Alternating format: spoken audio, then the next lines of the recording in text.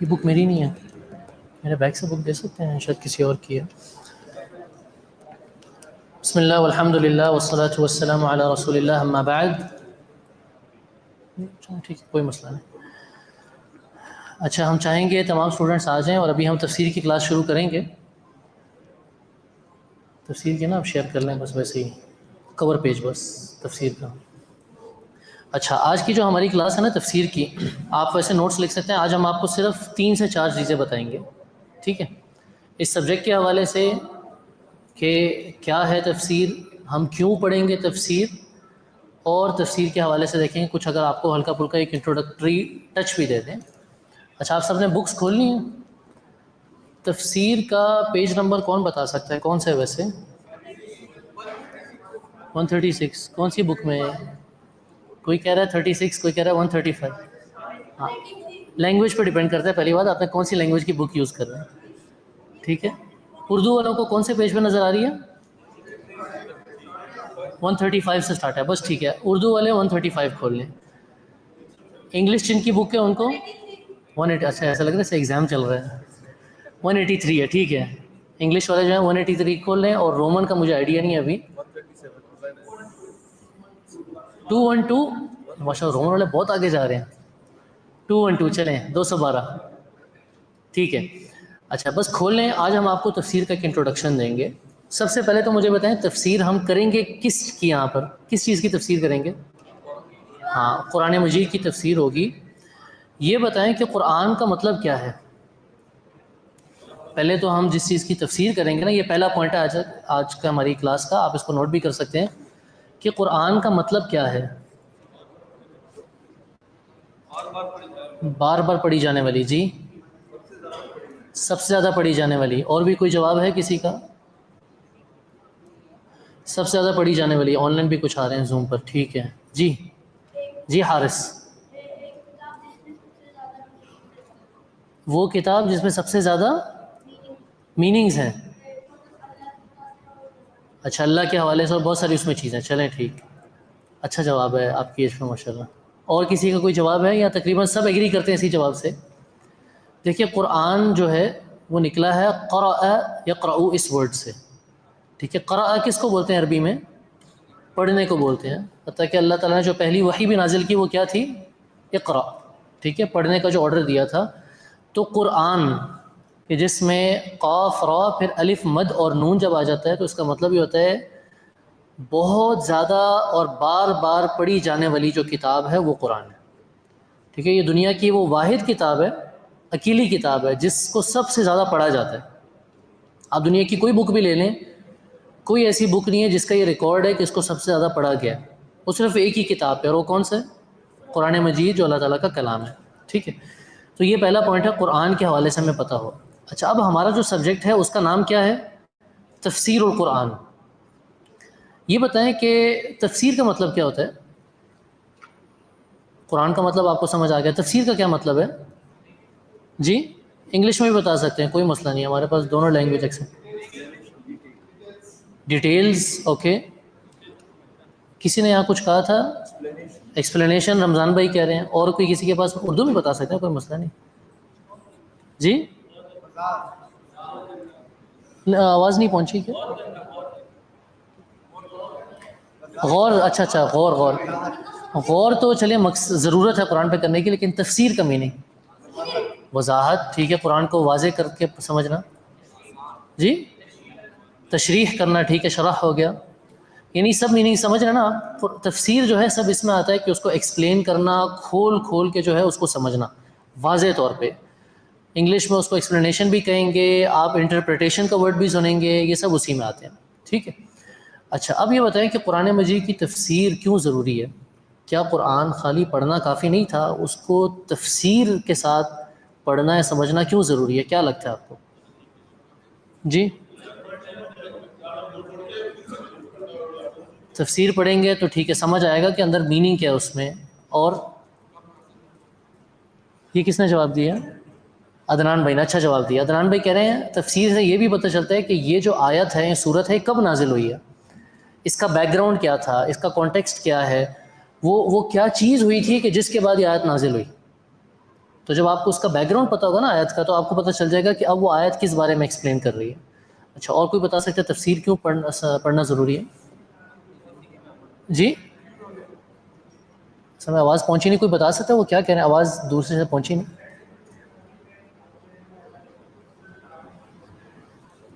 سر میں آواز،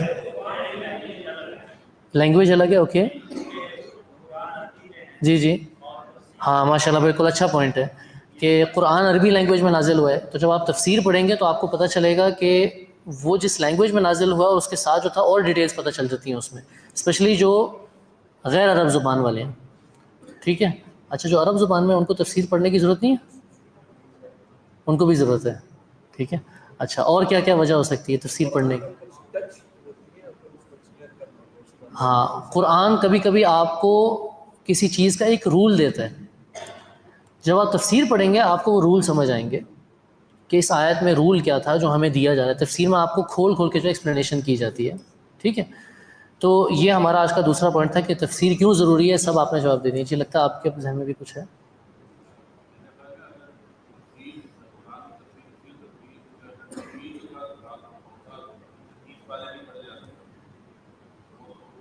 ہاں، وہ کہہ رہے ہیں کہ اگر تفسیر کے ساتھ یہ قرآن ہوتا تو ایک بہت بڑی چیز ہو جاتی. تو اللہ تعالیٰ نے 30 پارے جو ہیں وہ نازل کیے، اور باقی جو تفسیر ہے وہ ہمیں کہاں سے ویسے ملتی ہے تفسیر؟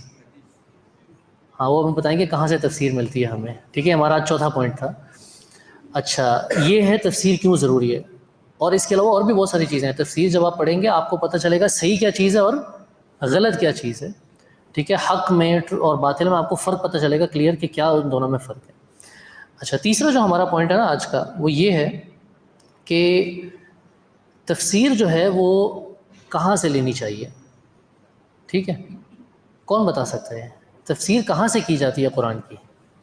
قرآن تو اللہ نے نازل کر دیا، لیکن یہ تفسیر کہاں سے کی جاتی ہے؟ یہ کہاں وہ چیزیں پڑھی ہوئی ہیں یا لکھی ہوئی ہیں، کسی نے بولی ہیں کہ وہاں سے لے کے اس کو کسی آیت کے ساتھ ایکسپلین کیا جاتا ہے؟ حدیث میں، ماشاءاللہ. اور جی کہاں پر؟ ماشاء اللہ، آپ نے اچھا بتایا. یہ کہہ رہے ہیں قرآن سے بھی ملتی ہے قرآن کی تفسیر. اچھا دیکھیں، اب میں آپ کو بتاتا ہوں اس وقت دنیا میں 2 طرح کی تفسیریں کی جاتی ہیں قرآن کی. اس کو آپ نوٹ کر لیں. ٹھیک ہے، 2 طرح کی تفسیریں کی جاتی ہیں. ایک صحیح ہے اور دوسری اس کے مقابلے میں غلط ہے. جو صحیح ہے اس کو کہا جاتا ہے تفسیر بالمأثور. تفسیر بالمأثور، میم الف حمزہ کے ساتھ، ثا واو را. تفسیر بالمأثور کیا ہے؟ اس میں تفسیر کو ایک خاص انداز سے قرآن کی جو ہے تفسیر کی جاتی ہے. اس میں پہلا لیول کیا ہوتا ہے؟ اس میں لیولز ہوتے ہیں کہ سب سے پہلے اگر آپ نے قرآن کی تفسیر کرنی ہے تو قرآن کی تفسیر قرآن سے ہی کی جاتی ہے. کیا آپ دیکھیں گے قرآن میں آیت ایک خاص جگہ پر ہے، دوسری جگہ پر اسی ٹاپک کے بارے میں تھوڑا سا اور ایکسپلین کیا ہوا ہے. اور ایسا قرآن میں آپ کو بہت زیادہ ملے گا کہ ایک جگہ پر اس کو شارٹ وے میں بتایا، دوسری جگہ پر اس کو تھوڑا ایکسٹینڈ کر کے لانگ وے میں بتایا. تو یہ ہے تفسیر قرآن کی کس سے؟ قرآن سے ہی کرنا. پھر دوسرا اس میں لیول کیا آ جاتا ہے؟ قرآن کی تفسیر کس سے کرنا؟ حدیث کے ذریعے کرنا.